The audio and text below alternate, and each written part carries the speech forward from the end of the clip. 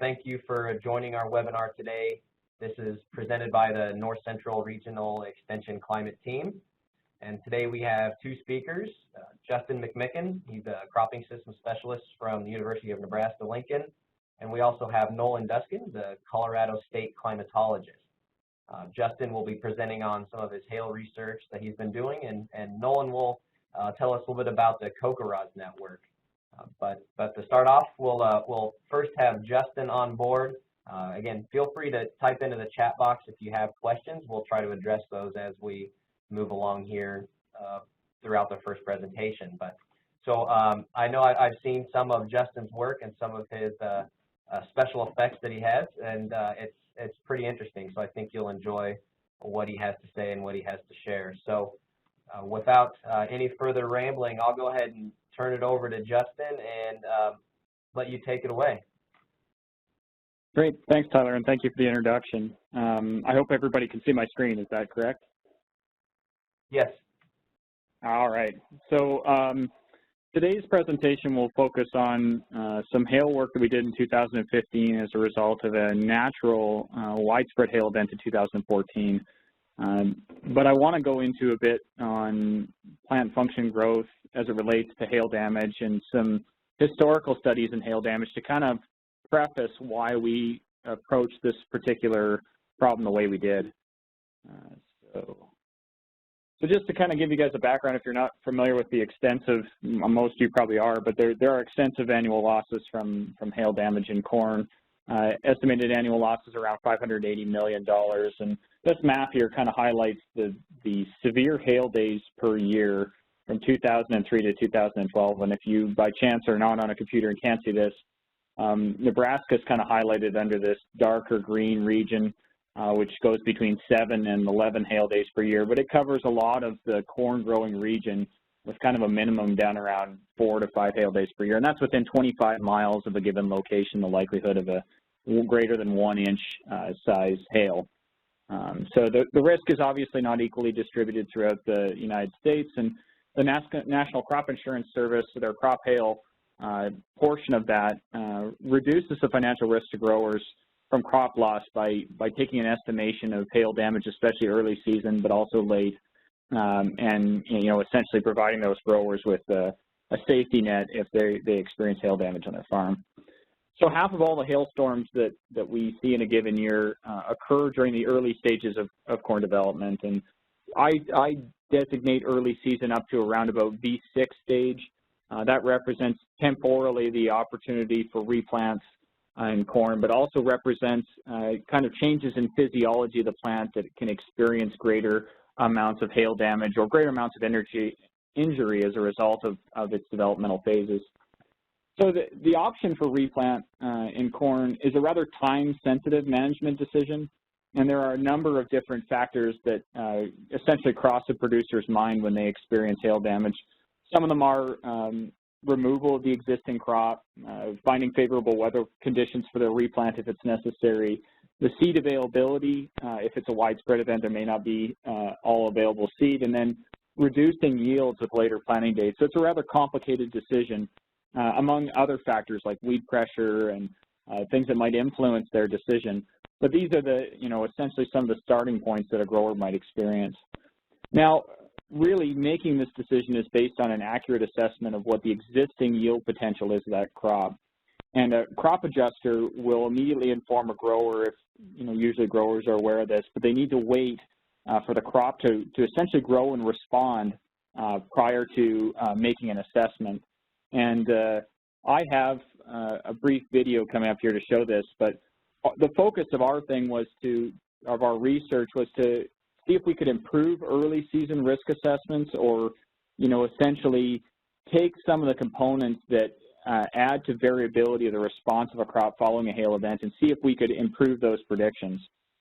So here's that 7 to 10 day wait period. We developed a number of videos essentially addressing this, and I want to highlight from my own personal standpoint, I'm going to show you a simulated hail machine here in a bit, but we simulated hail on plots, an example of a plot shown in this photo. And after I got done hailing the plot, I turned around, looked back, and thought, oh man, I really overdid this. We probably won't have anything that we can take any data on. and was astounded in the 7 to 10 day wait period how much that crop responded. And so essentially I want to play you a video just showing you that response. This became pretty valuable to crop adjusters. I present every 2 years as part of their training. So here's the hail event. We applied it at the V4 stage. And then you're going to see a time lapse of regrowth in corn for a period of up to 10 days here. But they do that not only to determine what's live or dead, but they also do that for wrapped or tied plants. These are plants that the leaf structure gets tucked within itself, and essentially it creates these looping dysfunctional growth that can lead to non-competitive plants. In fact, you can see one in the center of the photo here, or the video.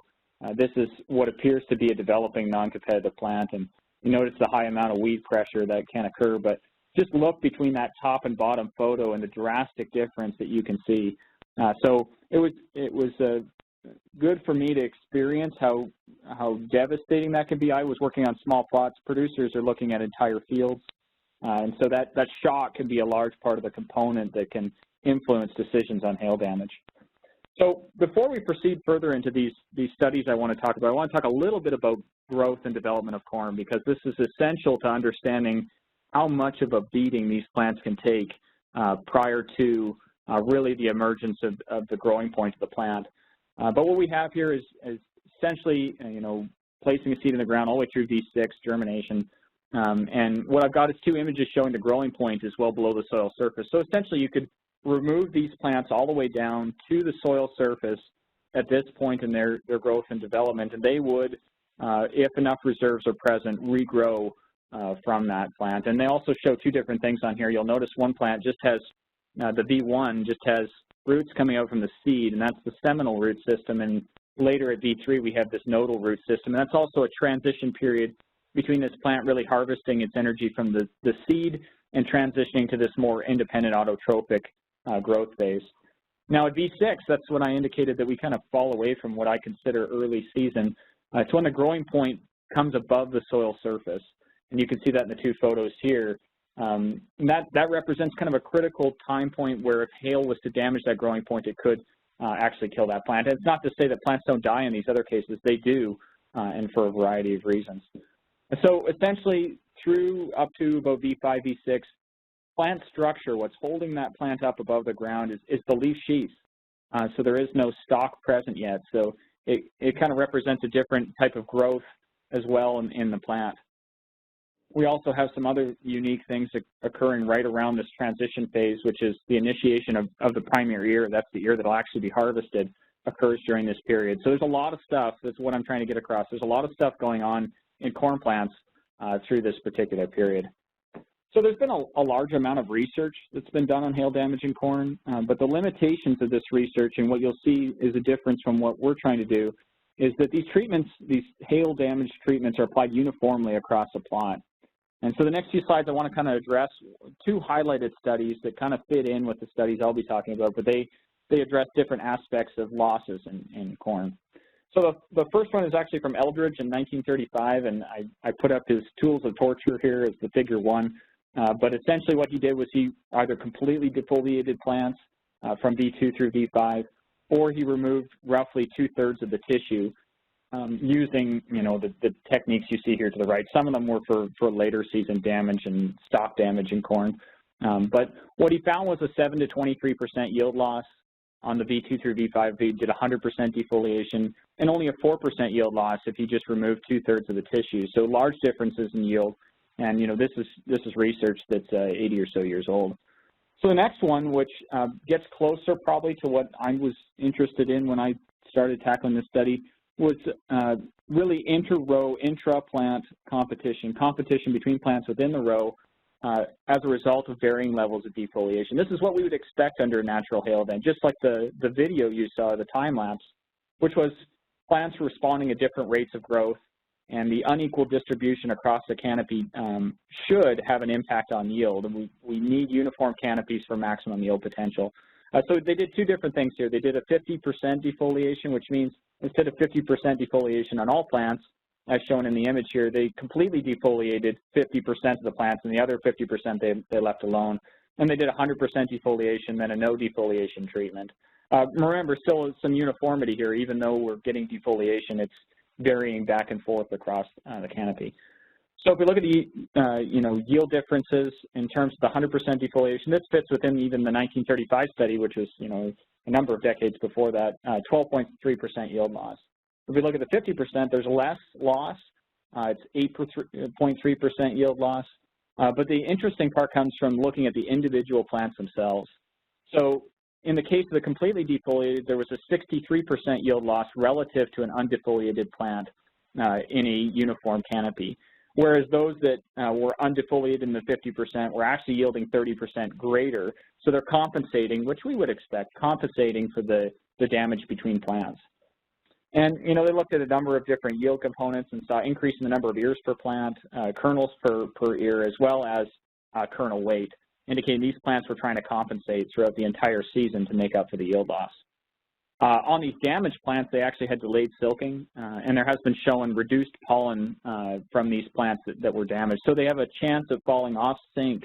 They call it the nick, I guess, missing the nick in corn and having potentially non-producing plants in the field, which you'll see here in a little bit. Now, those two studies represent kind of the mechanical aspects of hail damage, but not necessarily all of the potential sources of yield loss. So bacterial pathogens have a real opportunity to get into these systems of the open wounds that are provided by the hailstones. And Goss's wilt is one of the examples, and this can be one of the most severe and common after a hail event, at least here in Nebraska. And there are two different phases of this particular bacterial pathogen. It has a foliar blight as well as a systemic wilt. And actually, the two photos are taken from the hail study.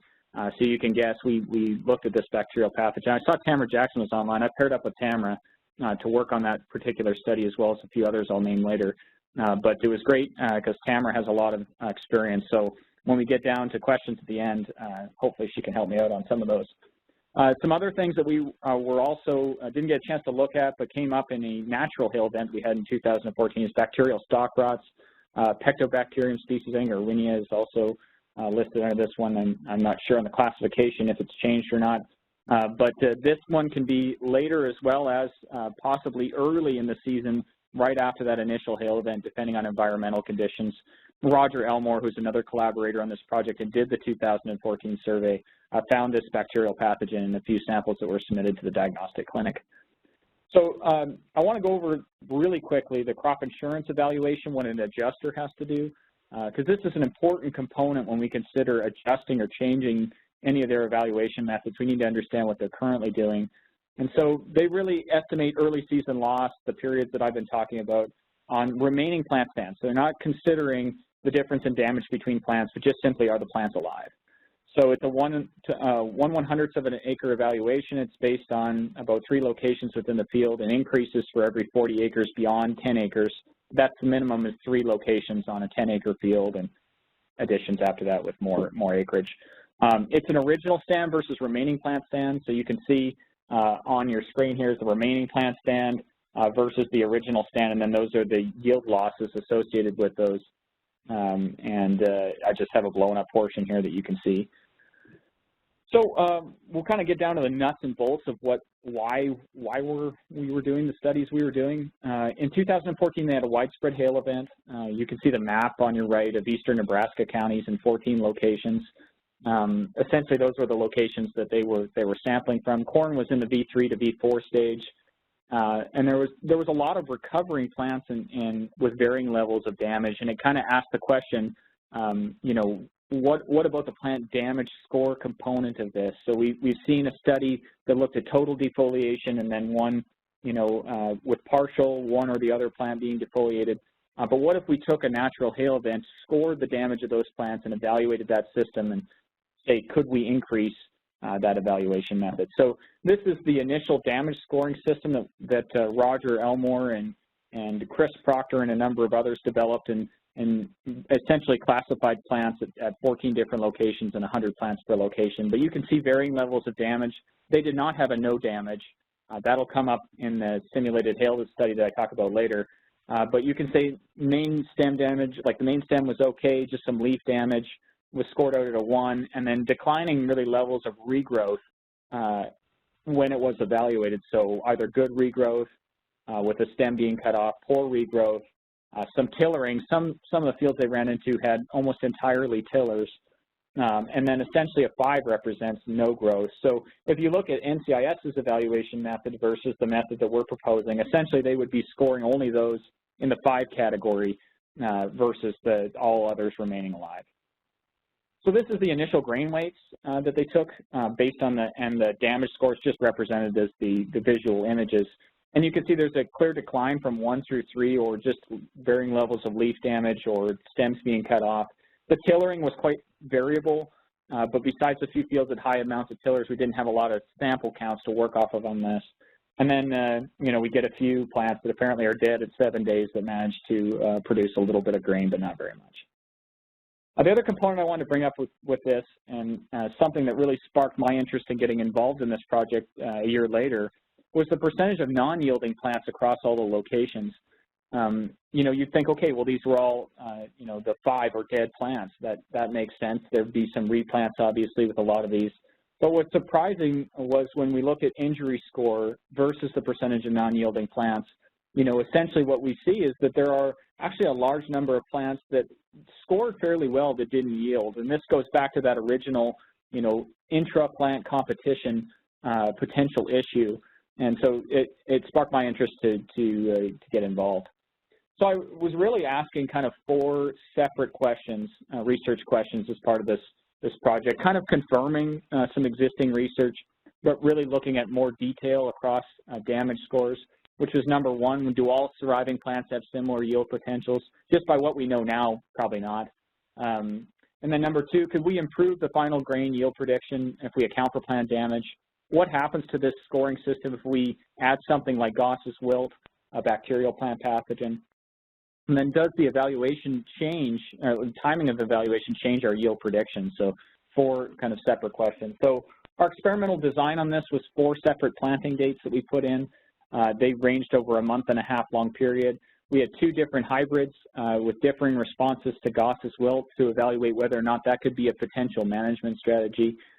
3 different treatments, a no-hail check, a hail alone, and then hail with Gauss's wilt. And the Gauss's wilt was applied immediately after the hail application. Roger actually did it a few times, and I think he was a little bit nervous with hailstones flying fairly close to him while applying Gauss's wilt. And then all of this was applied around the V3 to V4 growth stage. So I've been talking about the simulated hail machine. This is the simulated hail machine that we used for that particular study. It essentially propels ice out of a hose at about 170 miles an hour and dissipates to a speed that seems appropriate when it reaches the plant. But it creates the varying levels of damage that we needed to recreate the 2014 hail event, which is that some plants receive kind of an intense amount of damage while others do not. And you can really see that as we kind of go down the row here. This is a demonstration plot that we set up, and we had actually an adjuster or 2 show up at this training event. It was meant to target really growers and consultants, but they said it was very realistic to what they'd seen, which is what they do for a large part of their job. So the evaluation method that we used was actually the video camera that you just saw running. It's a GoPro Hero 4 camera attached to what is a gimbal. That's what's on the right-hand side of this photo. We took a video prior to the hail event to indicate plant location, stage of development, and then we took videos again at 7 and 14 days after the hail event. We took a number of parameters, as I mentioned, the stage, the plant location, and then an injury score associated with that plant afterwards. It just allowed us to take a large number of plant samples within a given plot. So here's just an example of that video evaluation that we did. The video will stop here. It'll show you the locations as well as scores. You can see that some of these 2s look pretty similar to the 1, but they actually have lost a large amount of tissue. It's pretty evident in the plant. It's been kind of cut off and regrowing. But that gives you an idea of how we were collecting that data. The next part of the data collection was at harvest, where we harvested actually individual plants and took a number of different yield components. These yield components are set at different times during the growing season, so they represent impacts that can occur later during the season. And then we took whole plot yields as well on these plants, so you'll see both those data sets. So our first question, do all surviving plants have similar yield potentials? It appears they do not. It's not a huge surprise. You'll notice the data that was generated with the simulated hail machine shows different scoring systems or different yields relative to what was seen in 2014 for the tillering plants. They seem to match actually fairly well with the 1 through 3 damage ratings, which are those, just a little bit of leaf damage that you can see here, followed by, stems cut off. But they all look fairly similar, kind of 2 declining trends. Those resistant and susceptibles, we found no significant difference between them in the analysis. And part of that could be the massive amount of damage that's incurred to the plant may have something to do with that, but we combine them for the remainder of the analysis. And actually what we did was we reclassified the plants for this particular study to simplify it into basically 5 categories as opposed to the categories we had before. And so we basically pulled those tillering plants into categories that already had damage. And now what this really represents is regrowth rate of plants following damage. And this is important for us moving forward and potentially looking at other, objective evaluation methods for this particular system. So for the next few slides, I'm going to hit a few different yield components. The first one is kernel rows per ear. This is set by the V7 stage. And you can see that really between very little leaf damage, the 1 score, and the 0, which is essentially no damage at all, there are no differences. They start to show up for later planting dates. On the second damage score, this is the ones that are fairly good regrowth and cut at soil level. We do see differences for those later planting dates.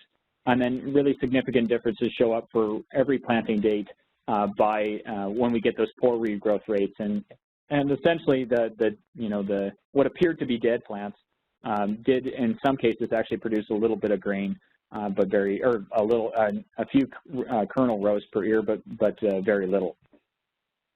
So if we look at kernels per row, this is set much later in development. It's actually determined by about the R3 stage.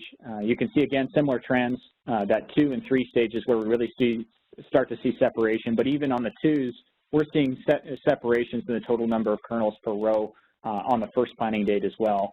So a validation that across the yield components, even later in the season, these plants are continually experiencing competition, and that competition is leading to an influence on those particular yield components. The final one, kernel weight, established at the very end of the season. We actually start to see influences on the planting dates in terms of even no damage at all, but you can see a declining trend for every single category with that later planting date, and some decline with the damage scores as well. So total grain, just combining it all together, that was per 100 weight grams per plant on a 100 weight basis. This is actually the total grain yield. You can see those significant impacts based on the damage scores that were given. So I think a good amount of validation that the damage score system reflects yield losses. So up until now, we've been kind of focusing on individual plant response, and I want to shift towards the whole plot response just to show you that data and how it was represented. So what we have here on the x-axis is the different planting dates. We have hail and then hail in addition to Gosses wilt, and yield loss on the y-axis. So this is relative to the control. You don't see those control no hail plots anymore because they represent essentially 0. So any letter different from A would indicate significant yield loss relative to a no hail. And so really what you see here is that planting date 1, we do have yield impacts, but they are not essentially significantly different from the check, whereas with 2, 3, and 4, we see increasing losses. This can reflect the limited amount of time for response because it's later in the season, and these plants might be under more pressure. We did see differences in terms of Gosses wilt applications for the middle 2. You see significant differences relative to hail alone, and this can reflect some environmental conditions, and we're still kind of piecing some of this out. So one of the big questions, probably the biggest question of all, is can we improve final grain yield predictions if we account for plant damage? And so what you've got is 2 graphs here. On the x-axis, we have either plant damage score or remaining plant stand. Remaining plant stand reflects NCIS evaluation scores. The plant damage score reflects how we scored out the system, and yield loss on the y-axis. And the R-square values show you that we can actually get a better estimation of final yield using the plant damage score method relative to plant stand. So now it kind of becomes what happens if we throw Gosses wilt into this, a bacterial pathogen? How does it influence the 2 evaluation methods? And what you see here is a rapid kind of drop-off of the R-square values for our plant damage scoring system And, you know, the other remaining plant stand remained relatively consistent. Now the two are pretty much equivalent. So what about timing in terms of the evaluation? We chose a 7- and 14-day evaluation. We saw no differences. If you look at the individual values, there is some change in values, but it actually didn't influence the prediction for final yield. So I'd really like to take this. This is on a rank system. If you're interested, you can ask questions.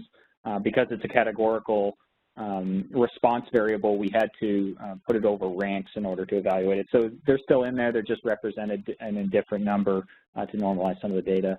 But I would like to push this observation or evaluation period even closer to the hail event to find out at what point does that evaluation method break down. That would be a nice thing to do in the future. So to summarize this, early season hail impacted a number of different yield parameters. Here's those yield parameters in terms of crop growth and development. So you can see that we were impacting kernel rows per ear as well as harvestable kernels much later in the season and kernel weight. So it really shows with an early season hail impact, we have continued stress and pressure on those plants, likely because they're behind in development or size and stature relative to the plants around them. Plant damage score was a better predictor of final yield, but the bacterial pathogens really reduced accuracy. It's unfortunate. It's too time-consuming for adjusters. I've gone to adjusters training, and it's literally like tax forms to fill out.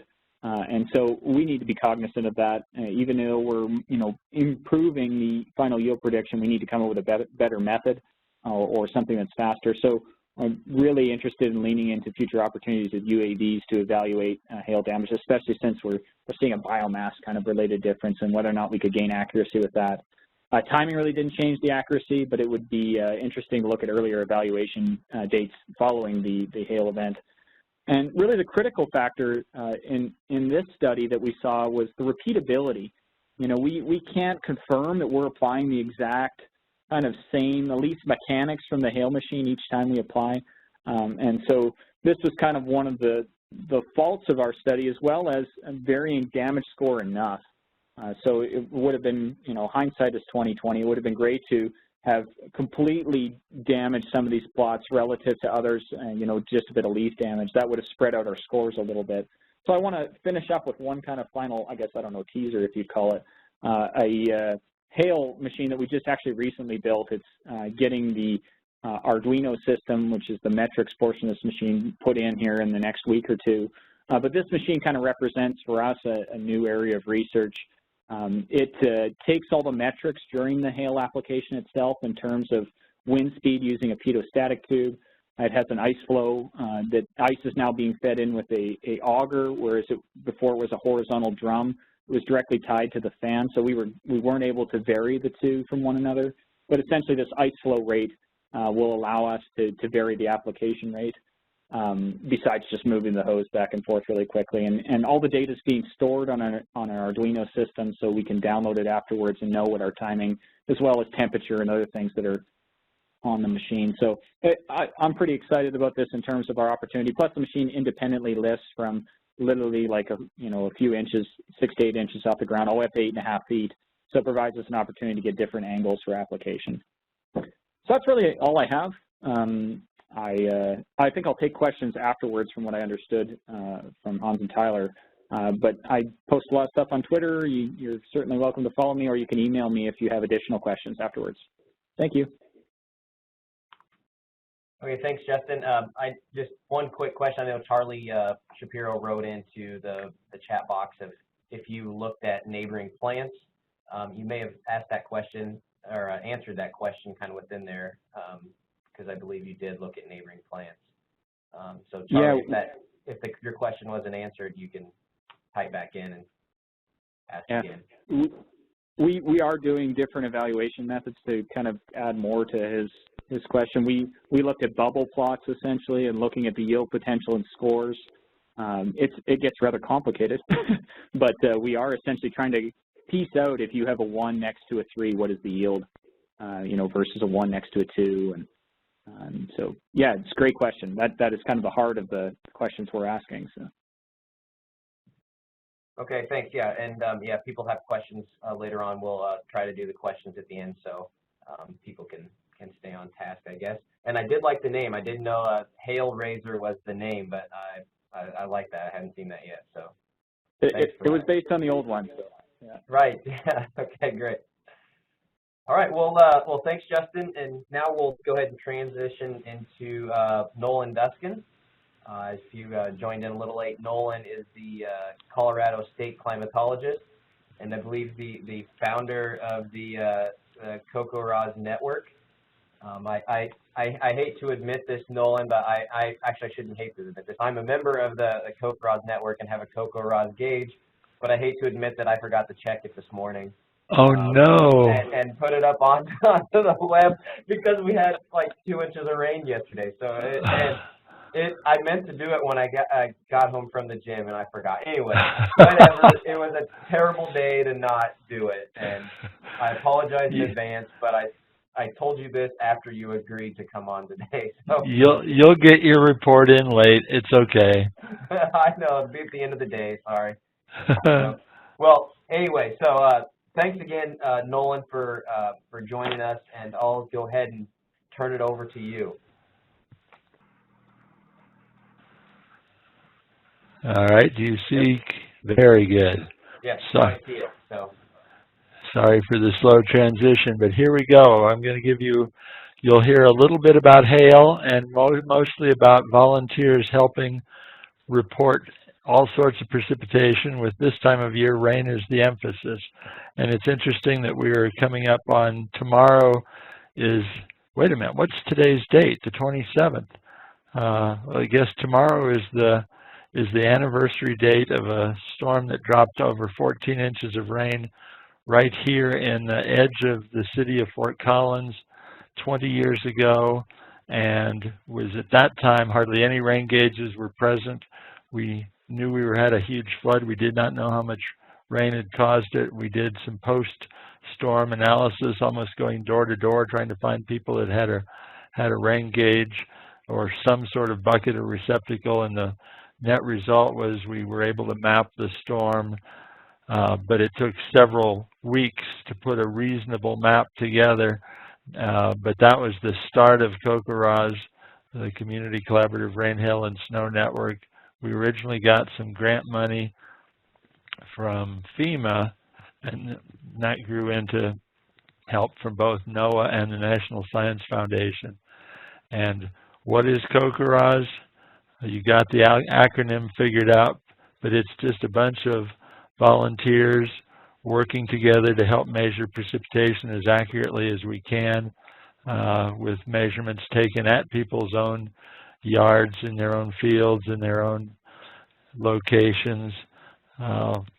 We standardized the equipment used for a couple of good reasons. Number one, not all rain gauges are created equal. They don't all report the same for the same amount of rain.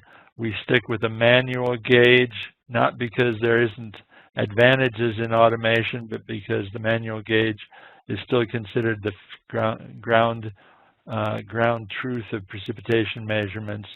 And there you see in the center the 4-inch diameter high capacity gauge that all of our volunteers use across the country. You also see there a picture of a device, a high-tech device we use, which not by any means do all of our volunteers have, but several of them are quite religious about maintaining what we call the hail pad, styrofoam wrapped in aluminum foil, and the craters that you get from a hailstorm tell the story in a half of a second. You just quickly look at the dents on that hail pad and you know what sort of damage you had. And as mentioned in the previous, or as alluded to in the previous talk, you don't need 1-inch diameter hail to damage crops. It's a combination of the wind and the hardness of the stone, the number of stones, and you can rip a field apart with hail that's barely pea-sized, and you can have stones that are 2 inches in diameter who will smash cars to smithereens, and yet will do only modest crop damage because of the smaller number of stones. Anyway, there's the website, and that's the hub of our entire activity. and we'll go to that at the end if I have time, and we'll go and zoom in and see who didn't report today. Ha ha. The neat thing about it is you submit your report online. You have to be registered. You have to have an ID number, a password to get into the system. But once you do, your data show up immediately. Well, not immediately. There's a few minute delay sometimes before it shows up on the national and local maps. But then it's shared immediately with people all over because it's a free, totally accessible website. And why in the world do we do this? Well, we know why we started it back in 1998, the year after our flood, and that was because we had seen highly localized rainfall, which you can see in that image from an aerial view from an airplane of a storm dropping heavy rain in one location and nothing anywhere around it. And that's not atypical whatsoever. That's why we end up with such complex precipitation patterns.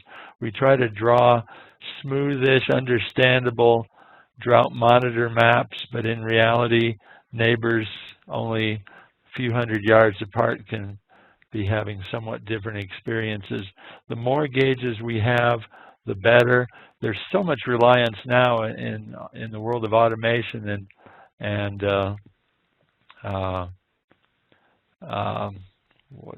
what am I trying to think of? The kind of agriculture that precision agriculture. There, the word finally showed up, where you get your rainfall straight off from a web service that you pay for. Well, that's an estimate from a radar, and you may be many miles from that radar, and that estimate could be extremely low quality, sometimes off by a factor of 2 or 4. That's particularly true for the plains and Rocky Mountain region. But there's other reasons. No gauge is very good at measuring the water content of snow, and snow is particularly an important source of water for agriculture in the northern plains. Hail, very little quantitative data have ever been collected. You see those maps of hail risk, but that's only done from severe weather spotter reports that have come to the Storm Prediction Center over recent years. It's a good climatology, but it's by no means comprehensive. And then, quite honestly, reports of heavy precipitation can in fact save lives, as we could have seen back 20 years ago here in Fort Collins. That, by the way, is our engineering building on campus, civil engineering wing right there. The civil engineers don't want their building flooded, and they were. Improvements have been made since then. Main focus of our effort, quality precipitation data, while also providing educational opportunities for anybody of the general public who wants to be involved and understand more about weather and climate and contribute to our knowledge of national precipitation patterns. There you see a well-posed rain gauge with a beautiful rainbow in the background. Why do we use this gauge? It measures to the nearest 1/100th of an inch, 0 to 1 inch, the inner tube. Then it spills over into the outer cylinder, and you have to work a little harder to get a precise measurement at that point. You just have to dump the inner tube and then measure more into the inner calibrated cylinder. But the data are used extensively because the data are equivalent to the National Weather Service standard rain gauge, and the Weather Service and the National Oceanic and Atmospheric Administration use CoCoRaHS interchangeably with their official data networks, which is quite amazing. We're not going to go over that, but just a list of some of the many users of the data. National Weather Service right on the top, USDA, some of the crop insurance programs, not all, integrate CoCoRaHS. It depends on the program. Gauge location, key to good data. If you're out in a wide open windswept area, you actually want your gauge a little closer to the ground to let natural friction near the ground to slow the winds down and give you a better gauge catch. Whereas if you're in a developed area with houses, trees, buildings, you actually want your gauge a little higher off the ground, give you better exposure to the sky above. there's just some examples of some good locations for rain gauges. And many people in more urban areas, you have fewer options, but still then the wind tends to be more restricted by the buildings and trees and come more straight down, so you can get away with a smaller overhead view. We try to the extent that is reasonably possible to encourage all observers to report about the same time each day. 7 a.m. is our preferred standard. It's used by the National Weather Service for their hydrological assessments, but any time between 4:30 and 9:30 a.m. as a measurement time. People can report later as long as they measured it during that time, and it will show up on our maps. I'll show you momentarily, if I leave myself enough time, we'll go quickly to today's map and see who the winner of the country was. But you'll see every now and then we get some near full gauges. Not normally in the northern plains. Big rain is anything 4 inches or greater, and you're looking at just about a 3.5-inch rain there. But we have seen every year somewhere in the country will fill the gauge to the top, and we've had a few that have had to empty and re-measure more than twice a day. We've had some over 20-inch daily reports in the Gulf Coast areas. Observing hail, we also try to add quantitative measurements to the generally unquantitative history of hail observations. And you see some just amazing stones when you really get down to look at it. There's the hail pad after being clobbered by some modest-sized and very hard hailstones. And the hail pad, you'll immediately be able to see whether the stones are hard, soft, wind-blown, or straight down. It's really quite impressive how much you learn from a simple piece of foam and foil. But you also have to attach them firmly to the ground, or they flat out are gone, not surprisingly, because they only weigh an ounce or so, or maybe even less than an ounce. And then we have to have annotation on those hail pads for that data to be meaningful. A hail pad without a location and a date on it doesn't tell us very much, so we always remind people to do that. But the main thing is for them to get the reports of hail in online on our website, because they immediately go straight to the National Weather Service as well as into our climatological database. So the Weather Service can actually issue severe storm watches based on CoCoRaHS volunteer reports. There is the report form from this was a storm several years ago. Nope, that wasn't my report. That's good to know. I have had only one tiny hail event. In fact, while other parts of Fort Collins have had roof replacements multiple times in the last 20 years, I have never had any hail damage at my house other than a little bit of minor garden damage. We also measure snow. It's very important, but it's a more difficult, challenging measurement, and about 20 or 25% of our volunteers pack it in for the winter and say, nope, it's too hard for me, or I don't want to be out in the slippery cold in the dark at 7 o'clock on a winter morning. We understand that, but we do appreciate the data that we do get, and we have some fairly detailed online instructions on how to deal with almost any situation you're going to encounter as you try to measure snow. There again is the website, which is the hub of our activity. We have two sorts of mapping systems, a very simple, very rapid refresh map that you can click on the state, and then from the state click down to the county, or we have a more Google Maps sort of view here where the data show up on a more navigable click and zoom kind of map. That's what the data entry forms look like for precipitation. The observer clicks on My Data, and if they're already logged in, and away they go. The form comes up with today's date and their default observation time on it. If that's not when they read their gauge, they have to type in the actual time, and there's where you type in the amount of precipitation right there. There it is, recorded to the nearest hundredth of an inch. And then there's a block right below that where they can enter useful comments about the weather that they just experienced. I essentially use the report form as my own personal weather journal, so I don't have to keep it on a calendar or in a book.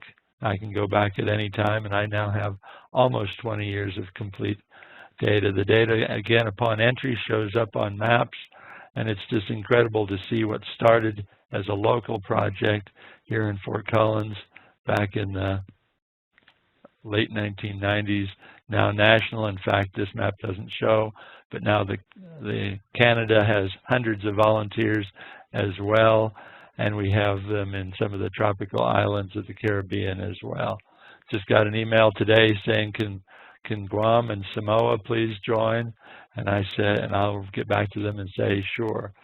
We can zoom in, and this is Fort Collins. That would be my gauge. Again, this wasn't yesterday's. I'll bring that up in a moment. Ooh, I didn't get my report in yet either, come to think of it. Darn. I'll tell you, 1/10 of an inch was all I got to show.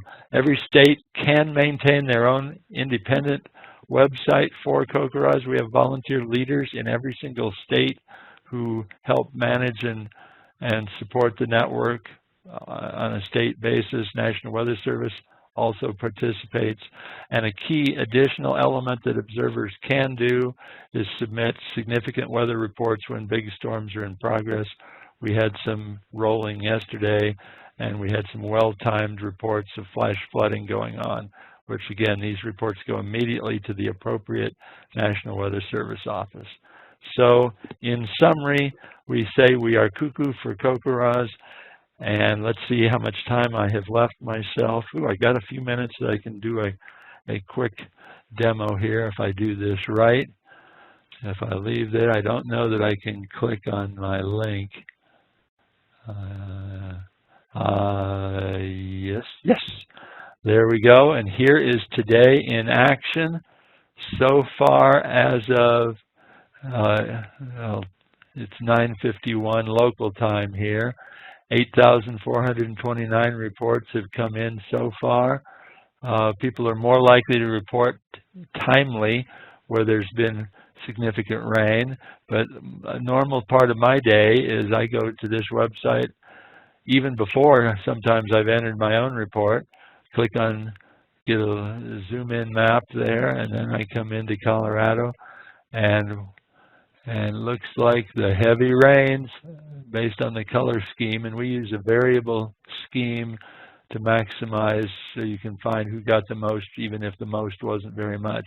Looks like down around Colorado Springs had some 2-inch plus rains. This is center southwest Colorado Springs. If anybody's been there, this would be the Cheyenne Mountain area down here. Go back.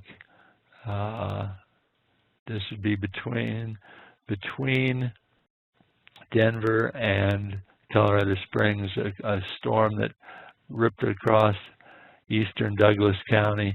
And every day there's a story to be told. Let's go visit. So what county should I go to in Nebraska? It looks like it's better be Lancaster County. Whoa, whoa, very impressive. And this is, instead of, if it were the National Weather Service, there would be the airport weather station, which is, where's the airport? Out here somewhere. And then up a little bit, and then you'll hit the airport. And I think they recorded about 3 inches. Whoa. So airport is not, their data are handled separately, so these are only the reports coming in from volunteers. But you see just within Lincoln alone, precipitation varying from only about 1 inch on the far south side, a core through the middle pretty heavy, and then looks like it's dropping off a little bit to the north. So how in the world we ever thought we were doing good when we typically would have at best 1 volunteer station per county or 1 airport? That was my world as a climatologist when I started here back in the late 70s. My job was every month was to draw a precipitation map and map out the anomalies, where the wet areas were, where the dry areas were, and draw up a % of average map. And now I say I was doing that off of 1 data point per county, and I thought I had it nailed. Now I'm never confident seeing any precipitation map. let's see who got the most in the country. I think there were some nasty reports from the Kansas City area coming in, and oh my, yep, from the totals here, we're looking at 5+.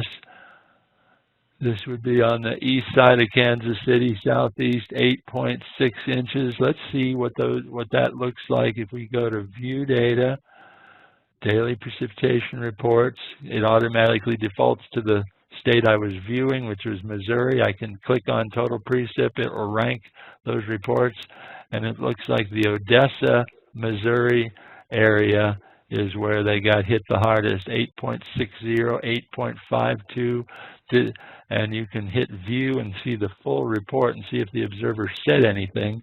Aha, I love it when they say something. One amazing storm. The rain clouds appeared to just set right on top of us forever. And then down below, the forever was shorter than that because they said it early. It was only 4 hours of very intense rain, but unusual flooding. So this is what the power of volunteerism can do.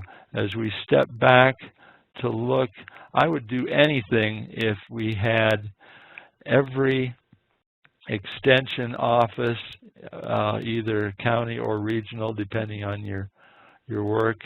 If we had every extension office, not necessarily hosting a gauge, because not everybody has that sort of temperament, but at least finding somebody nearby who could, and then making sure that every county that you serve has a couple of volunteers in it. We have had times where the Dakotas have been better represented. In fact, had it actually rained in South Dakota today, there would be much more to show on the map. I think there was rain the previous day, and then many more people report on those days. But again, I am so pleased with what we've been able to accomplish with this. Rainfall primarily, hail, we've also contributed ongoing useful information. And then measurements of snow, there is really no reasonable way to do that accurately other than a good human observation. And on the plains, you're still estimating a wind-blown snow. It's never a true accurate measurement, but a reasonably educated estimate is often the best we can do. So with that, I will call it a presentation and take any questions you might have. All right, thank you, Nolan. If anyone does, is there any way that you can, or what do you, I guess maybe what's your confidence in sort of the accuracy beside most of those measurements? Do you ever find that any of those are inaccurate?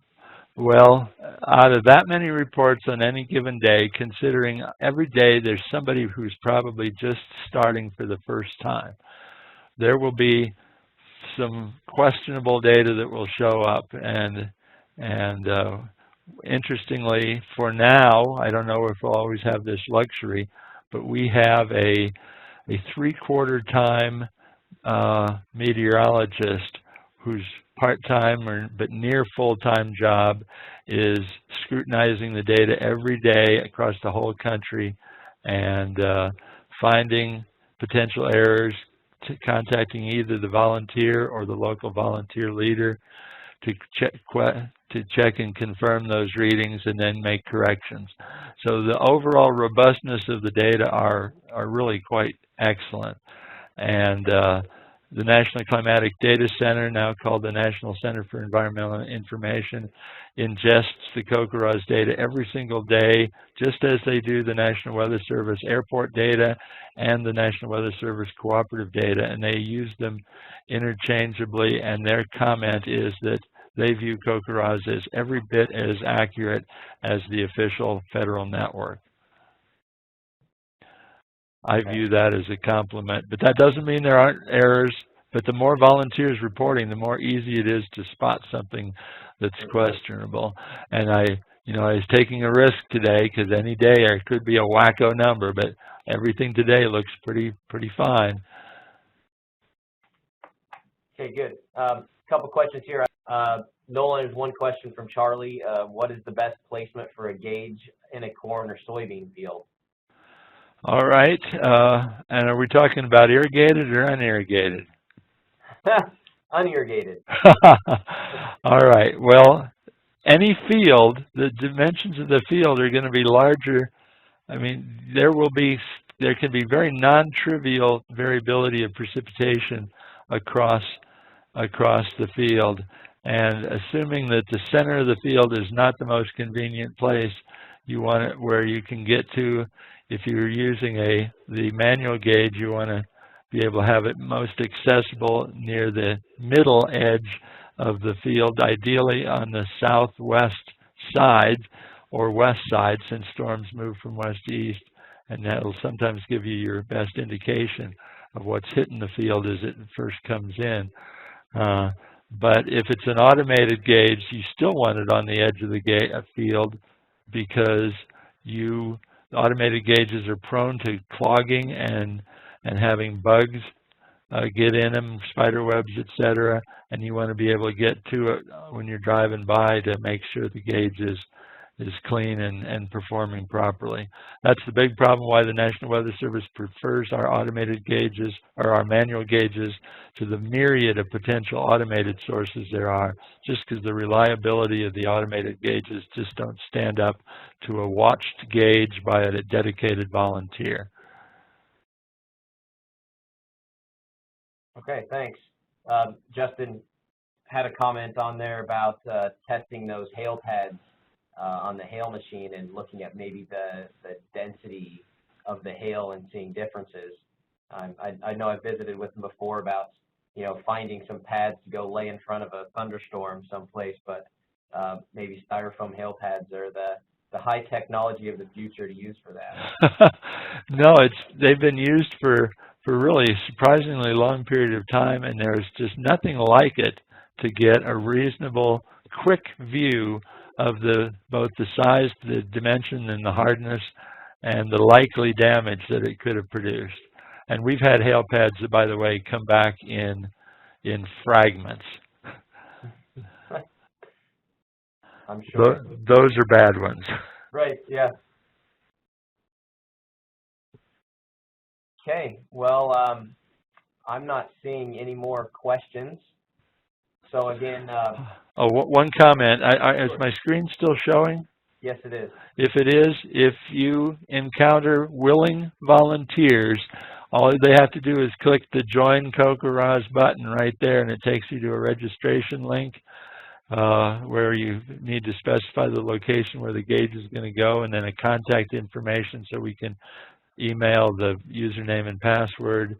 There are, as you can see there you can load apps that you don't have to be at a PC or a laptop. You can do your data entry from your phone using data entry apps. And then I guess I'm not navigating down below here is also how to order a rain gauge. Some states make them available free from sponsors or from grants, but some states, the volunteers need to pay for their own gauges, which is a little bit of a burden, but is nevertheless a lot of dedicated observers. That's no problem. So thanks. Okay. Yeah, and my rain gauge here in Nebraska was like $30.